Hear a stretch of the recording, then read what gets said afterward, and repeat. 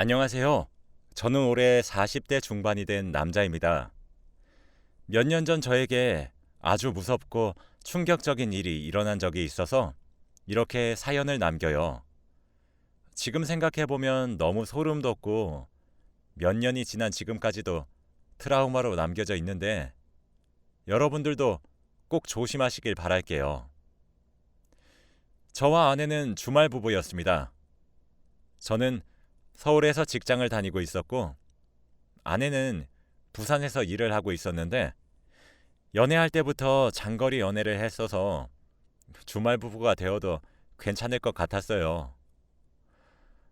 아내와 저 둘 중에 서울이나 부산으로 옮길 수 있게 되면 그때 집을 합치자고 하고 주말 부부로 지내게 되었죠. 저희가 연애를 했을 때 저는 장거리 연애를 처음 해봐서 초반에는 걱정을 많이 했지만 시간이 지날수록 좋은 점이 많더라고요. 자기 개발도 할 수 있고 아내와 저만의 개인적인 시간을 가지니까 좋았습니다. 그래서 더 쉽게 주말 부부를 결정할 수 있었고요.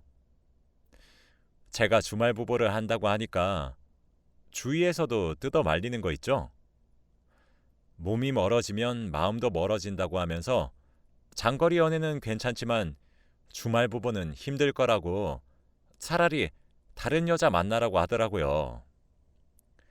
제가 인터넷에 찾아봐도 주말 부부는 배우자가 바람 피우기 딱 좋다던지 집값과 기름값이 장난이 아니라고 하는 말이 너무 많았습니다. 그치만 저와 아내는 서로에게 신뢰가 많이 쌓여 있었고 제가 알던 아내는 바람을 피울 사람이 전혀 아니었기에 저희는 행복하게 결혼 생활을 시작했어요. 솔직히 신혼 때부터 주말 부부를 하니까 보고 싶기도 했고 결혼한 게 맞나 싶을 정도로 외로웠습니다. 아내도 저와 비슷했는지 결혼하자마자 아내가 바뀌었어요. 주말 부부라 할 수 없을 정도로 서울에 정말 자주 왔거든요. 아내는 일을 마치면 바로 부산에서 서울로 고속도로를 타고 밤늦게 왔고 새벽에 다시 부산으로 출근하기 위해 내려갔습니다. 평일에 적어도 2번은 왔는데 아내는 보고 싶어서 왔다며 저에게 많은 애정을 퍼부어 줬지요. 솔직히 부산에 혼자 있을 아내가 걱정되고 다른 남자가 있을까봐 무섭기도 했는데 이렇게 저를 좋아하는 마음을 보여주고 자주 저를 보러 와주니까 너무 안심되더라고요. 주말에만 만나는 주말 부부가 맞나 싶지만 그래도 자주 보니까 좋았습니다. 부산에 자주 내려가고 싶어도 일이 너무 바쁘기도 하고 그게 얼마나 힘든지 아니까 시도도 못했는데 아내는 그 힘듦을 감수하고 서울까지 와줘서 얼마나 고마웠는지 몰라요. 제 주위 사람들도 그런 아내의 모습을 보고 결혼 정말 잘했다라는 말을 엄청 많이 해주었습니다.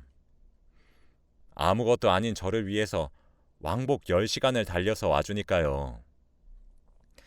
그래도 양심상 평일에 아내가 서울에 와주면 주말은 무조건 제가 부산으로 내려갔습니다. 부산으로 가면 아내의 집으로 가는 게 아니라 데이트를 해요. 아내는 집에 있기 싫다며 주말에는 맛있는 음식도 먹고 예쁜 것도 구경하면서 데이트를 하고 싶다고 합니다. 제가 장난식으로 왜? 집에 누구 숨겨놨어? 라고 장난을 친 적이 있어요. 원래 아내의 성격이라면 웃으면서 그게 무슨 소리야 라고 했을 텐데 아내는 갑자기 정색을 하면서 말이 너무 심한 거 아니야? 라고 하더라고요. 솔직히 화를 내는 아내를 보니까 왠지 집을 가봐야 할 것 같았습니다. 주말 부부를 하고 아내의 집을 초반에만 가봤지 그 뒤로는 한 번도 간 적이 없어서 가보기로 했어요. 그래서 다음 주 주말에 저는 아내가 살고 있는 부산으로 갔습니다. 그날은 아내의 집에서 편안하게 쉬고 싶기도 했고 저번에 정색을 하고 화를 낸 게 찝찝해서 눈으로 확인해보고 싶기도 했거든요. 아내의 집으로 가니 제가 의심한 게 이상할 정도로 깔끔하게 정리되어 있더군요. 티 안 나게 집안 곳곳을 서성이면서 누구를 들인 흔적이 있는지 찾았습니다. 그런데 아내의 집은 머리카락 한 톨도 떨어져 있지 않았고 모델하우스 같은 느낌이 가득한 거 있죠? 여보, 집이 왜 이렇게 깨끗해? 부산 집에 자주 안 와? 내가 평일에 대부분을 서울에 있는데 부산에 잘 못 오지. 그냥 잠만 자는 집이야. 봐, 아무것도 없지? 아내가 그때 화를 낸 게 이해가 될 정도로 집은 사람의 흔적이 전혀 보이지 않더라고요. 누구를 숨겨놓을 정도로 아내는 집에 자주 오지 못하는 사람인 것 같았습니다. 그렇게 깨끗한 집을 보니까 제가 아내를 의심하는 말을 듣고 아내가 많이 억울할 것 같긴 하더라고요. 아내한테 사과를 하고 그날 저희는 아내의 집에서 오붓하게 시간을 보냈죠. 그리고 일요일 낮에 서울로 올라가려고 하는데 아내가 자기도 나가야 한다고 하는 겁니다. 어디 가냐고 물어보니 친구들이랑 약속이 잡혀서 나가야 된다고 했고 아내와 같이 준비를 하기 시작했죠. 평상시에는 혼자서 대충 준비하고 나가는데 아내와 단 둘이서 같이 준비하니까 왠지 모르게 다른 부부들은 평소에 이런 모습인 건가 하면서 우울해지는 거 있죠? 저희도 부부인데 주말에만 보고 어쩔 수 없이 각자 생활을 하니까 부부가 아닌 것 같아지면서 슬퍼지더라고요. 얼른 아내와 집을 합쳐서 같이 준비도 하고 같이 밥도 차려 먹으면서 부부 느낌을 내고 싶었습니다. 그래서 그날부터 열심히 부산으로 일을 옮길 수 있는 방법을 찾아본 것 같아요. 아내와 같이 준비를 하면서 느낀 게 아내는 집안에 있는 물건이 어디에 있는지 잘 모르는 겁니다. 제가 여보 드라이기 어딨어? 라고 물어보면 아내는 몰라? 왼쪽 서랍에 없어? 라고 했고 아내가 알려준 곳에는 항상 물건이 없었습니다. 그래서 늘 제가 뒤지면서 찾아야 했고 아내도 물건을 찾을 때 집안을 뒤지더군요. 자주 쓰는 드라이기의 위치를 모를 정도로 집에 자주 못 오는 아내를 보니까 다시 아내한테 잘해야겠다고 반성을 하게 되었어요. 그리고 얼마 뒤 아주 좋은 소식이 들려왔습니다. 바로 제가 부산에 직장을 옮길 수 있는 거였죠.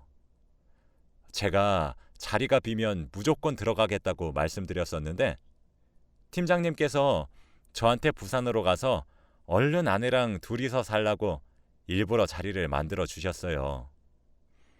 결혼한 지 몇 년 만에 드디어 부부다운 생활을 할 수 있다는 거에 기대감이 부풀었고 너무 좋아할 아내를 생각하니까 제가 다 설렜습니다. 그리고 드디어 저희 사이에 아이가 생길 수 있겠다는 생각도 했어요. 사실 저와 아내는 결혼 전부터 아이를 꼭 낳고 싶다고 했지만 주말 부부여서 여유가 없었고 육아를 아내 혼자서 할 수는 없었기에 시도를 하지 못했거든요. 그런데 제가 부산으로 이사를 가면 아내와 제 사이에 아이가 생길 수 있게 되었죠. 저는 그 소식을 듣고 바로 아내에게 전화를 건 뒤 소식을 전했습니다. 여보, 아주 좋은 소식이 있어. 나 드디어 부산으로 직장 옮긴다? 우리 드디어 합칠 수 있어. 이제 서울이랑 부산 왔다 갔다 안 해도 된다고. 근데 아내는 제 예상과 다르게 오히려 침착하고 조용하게 말하더라고요. 아, 그래? 원래 아내 성격이라면 제 말을 듣고 너무 좋아서 펄쩍펄쩍 뛸 게 분명한데 이렇게까지 침착한 반응인 아내를 보니까 제가 부산에 가는 걸 별로 반가워하지 않는 눈치더라고요. 왜 그래? 싫어? 여보 매일 일 마치고 서울까지 오는 것도 힘들었잖아. 그리고 결혼 전에도 일 정리되면 합치자고 했고, 그리고 우리 이제 나이도 얼추 있어서 아이도 낳아야지. 아이? 너무 이르지 않나? 난 아직 일이 더 좋은데. 그리고 난 지금도 좋아. 굳이 나를 위해서 부산까지 올 필요 없어. 내가 가면 되지. 다시 처음 보는 곳에서 일하면 적응도 힘들 텐데. 괜찮아. 그리고 난 부산 이제 싫어. 내가 서울로 가고 싶어. 여보가 직장 옮기지 말고 내가 서울로 옮겨볼게. 부산으로 갈 날만 기다렸는데 이렇게까지 반대를 하다니요. 그리고 무엇보다 아직 아이를 낳을 생각이 없다는 아내를 보고 더 놀랍고 충격적이었어요. 이제 둘 다 30대라서 한시가 급한데 아이를 낳는 것이 이르다는 게 말이 되나요? 드디어 주말 부부 끝낸다는 생각에 기뻐했는데 아내가 갑자기 찬물을 끼얹으니까 실망감이 컸습니다. 그래도 아내가 부산보다 서울에서 살고 싶다고 말을 했으니까 아내의 뜻을 따르기로 결정했고 아내가 얼른 서울에 와서 같이 살 날만 기다렸어요. 아내는 금방 서울로 옮길 수 있다고 했고 이번은 왠지 자리가 빌 것 같다며 기대했지만 늘 예상과는 다르게 안 됐습니다. 아내의 회사는 6개월에 한 번씩 서울에 있는 본사로 갈 사람을 뽑아서 가는데 아내는 매번 떨어졌고 다시 뽑히기 위해서는 6개월을 기다려야 했죠. 그렇게 반복이 되니까 몇 년이 되었고 아내는 서울로 오지 못했어요.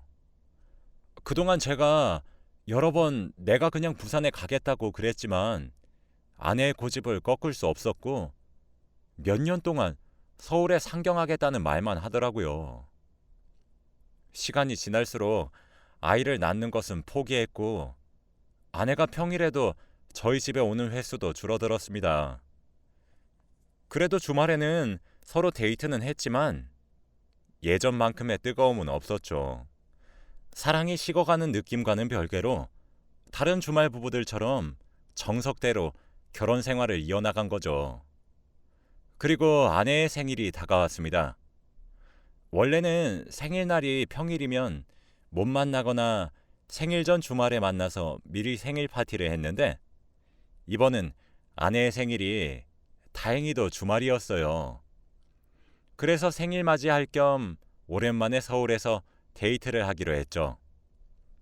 예전과 달라진 저희 사이를 조금이나마 변화를 주기 위해서 열심히 아내의 생일 선물도 골랐고 서프라이즈를 하기로 했어요. 아내한테 일이 바빠서 주말에도 회사에 가는데 저녁에 집에 도착할 것 같으니 먼저 서울에 있는 집에 가서 기다리고 있으라고 했어요. 아내는 많이 서운해했지만 그래도 어쩔 수 없으니 집에 먼저 가 있는다고 하더군요. 정말로 일이 많아서 주말에도 회사에 가긴 했지만 그래도 간단한 일이라서 낮에 집에 갔습니다. 아내가 오기 전에 장롱 속에 숨어서 아내를 놀래켜 주려고 했고 장롱 안에서 아내를 기다리고 있었죠. 아내가 오기 5분 전에 장롱에 들어가서 숨었고 아내가 집에 들어올 때까지 기다렸습니다. 그런데 저는 그때 아주 충격적인 한 사람을 보게 되었어요. 옷장 문 사이로 침대 밑을 보는데 낯선 사람과 눈이 마주쳤거든요. 바로 제 침대 밑에 있었습니다. 저는 너무 기겁하고 놀라서 으악이라는 소리를 지르고 옷장에서 나와서 그 사람을 끌어냈어요. 한 젊은 남자였고 너무 무섭고 소름이 돋아서 아무 말도 할 수 없었죠. 우리 집에 있는 물건을 훔치려고 들어온 도둑인데 제가 낮에 집을 와버려서 못 탈출하고 침대 밑으로 숨어버린 거라고 생각했어요. 저는 그 사람한테 화를 내면서 당신 뭐야? 왜 들어왔어? 라고 말을 했는데 그 사람은 아무 말도 하지 않더라고요. 아씨, 이 말만 반복했지 왜 우리 집에 들어왔고 왜 침대 밑에 있었는지 아무것도 말하지 않았죠.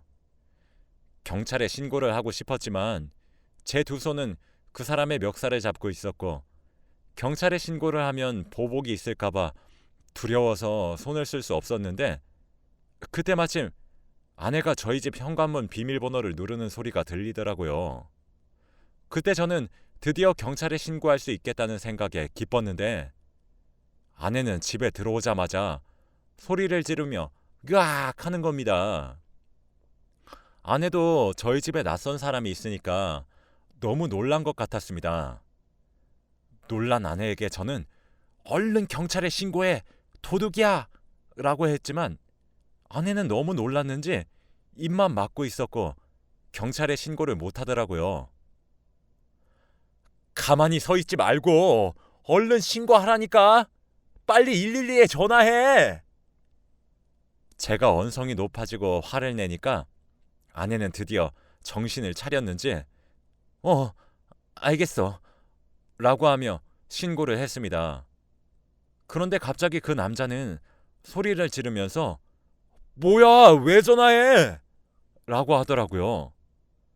드디어 상황 파악이 된 건지 신고하지 마! 라고 했고 저는 경찰이 오기를 기다렸습니다. 그런데 그 남자가 충격적인 말을 하더라고요. 저희 아내의 이름이 미화인데 아내의 이름을 부르면서 미화야, 네가 어떻게 나한테 그래? 내가 너 때문에 어떤 짓까지 했는데? 라고 하는 게 아니겠습니까? 어떻게 그 남자가 제 아내의 이름을 아는 건가요? 아내는 당황하면서 식은땀을 줄줄 흘리고 있었고 저는 아내에게 뭐야 당신? 이 사람이랑 아는 사람이야? 라고 했어요. 아내는 동공이 심하게 흔들렸고 저는 그 사람의 멱살을 잡고 있던 손목에 힘이 스르륵 풀리더라고요. 정말 아내의 사생활은 충격적이었습니다. 그 사람은 바로 아내가 만나고 있던 사람이었거든요. 정말 어떻게 이런 일이 생길 수 있죠? 그것도 아내 생일날 말이죠. 그때 경찰이 들이닥쳤고 그 사람은 수갑이 채워진 채로 경찰서로 갔습니다. 저는 상황 파악도 제대로 되지 않은 채로 벙쪄서 경찰서로 따라갔고 그 남자가 경찰에게 조사를 받는 과정에서 충격적인 사실을 하나 더 알았어요. 그 사람은 바로 아내의 전 남자친구였다는 사실을요. 그리고 더 대박인 사실은 바로 아내와 사귈 당시에 아내 대신 교도소에 갔다 왔대요. 아내가 운전하면서 사고를 냈는데 조수석에 타고 있던 그 남자가 아내 대신 감옥에 가주었다고 하더라고요. 어떻게 이런 일이 있을 수 있나요? 그 남자는 출소를 하고 아내와 다시 만났고 아내는 서울에서 그 사람을 만난 거였죠. 아내가 결혼 초에 서울에 평일에도 오고 자주 왔던 게 바로 그 사람 때문이었습니다. 아내는 저에게 나 그 사람 안 사랑해. 그 사람은 나 대신 감옥에 가준 게 양심상 걸려서 그래서 잠깐 만난 거였어. 정리하려고 했어. 라며 핑계를 대었고 저는 믿을 수 없었죠. 저 몰래 저희 집에서 자주 만난 모양입니다. 어떻게 침대 밑에 숨어 있을 수 있나요? 아내는 제가 늦게 온다는 말을 듣고 그 사람을 불렀고 그 남자는 아내가 아니라 제가 그 집에 들어오니까 너무 놀라서 침대 밑에 숨었다고 해요. 정말 믿기지 않은 상황입니다. 더 놀라운 건 또 한 가지 더 있었어요. 바로 아내는 이미 오래전에 서울에서 일을 하고 있었다는 사실을요. 아내는 서울로 발령 난 지 오래되었고 부산에 있는 집도 서울로 이사를 했다고 합니다. 그래서 그 남자와 자주 만날 수 있었고 저는 뒷전이었던 거죠. 제가 늘 부산에 갈 때마다 친구 집을 빌려서 거짓말 친 거래요. 그래서 드라이기 위치도 모르고 그랬나 봐요. 생각해보면 증거가 이렇게 많았는데 왜 저는 몰랐던 걸까요? 지금 봐도 제가 너무 한스럽고 바보 같아요. 너무 후회 중입니다. 한 번에 아내의 비밀을 알아버리니까 감당이 되지 않았고 화도 안 나는 거 있죠? 오히려 덤덤했고 자책만 했습니다. 아내는 이제 만천하에 자신의 비밀이 다 드러났으니 아무 말도 하지 못했고 멍하니 앉아 있더라고요. 경찰도 이런 사건은 처음이었다고 말을 했고 수사를 제대로 하기 시작했어요. 예전에 아내가 냈던 사고를 다시 재수사하기 시작했고 아내는 가중처벌까지 받으면서 감옥에 갈 수밖에 없었죠. 그 남자는 저에게 죄송하다고 사과를 했지만 저는 받아주지 않았습니다. 그 남자도 아내에게 배신당하고 화도 났겠지만 저 몰래 아내와 바람을 피우고 제 집에 함부로 들어온 건 잘못한 거니까요. 그 남자도 지금 생각해보면 왜 아내를 믿고 감옥에 대신 가졌는지 후회된다고 해요. 정말 그 사람은 감옥에서 몇 년 동안 있으면서 얼마나 힘들었을까요? 자기가 저지른 일도 아닌데 말이죠. 아무튼 저는 집으로 돌아와서 이사 준비를 했어요. 더 이상 그곳에서 못 살 것 같더라고요. 그리고 이사를 하면서 침대를 들여놓지 않았어요. 그때 옷장 속에서 침대 밑에서 그 남자와 눈이 마주친 게 트라우마로 남아서 침대 밑에 늘 누군가가 있을 것 같았거든요. 지금 생각해도 너무 충격적이고 소름이 돋습니다. 결국 아내는 감옥에 갔어요. 자연스럽게 이혼을 했고 저는 혼자가 되었죠. 그리고 지금 글을 쓰고 있는 시점은 이혼한 지 3년이 다 되어 갑니다. 어떻게 그 여자를 철석같이 믿었는지 모르겠네요. 이제 3년이 지나서 그 여자가 출소할 때가 되었는데 마주칠까봐 겁이 납니다. 혹시라도 복수를 할 것 같거든요. 여러분들도 여자나 남자 잘 보고 결혼하세요. 이런 비밀이 있을 수도 있잖아요. 제 이야기는 여기까지입니다. 들어주셔서 감사합니다.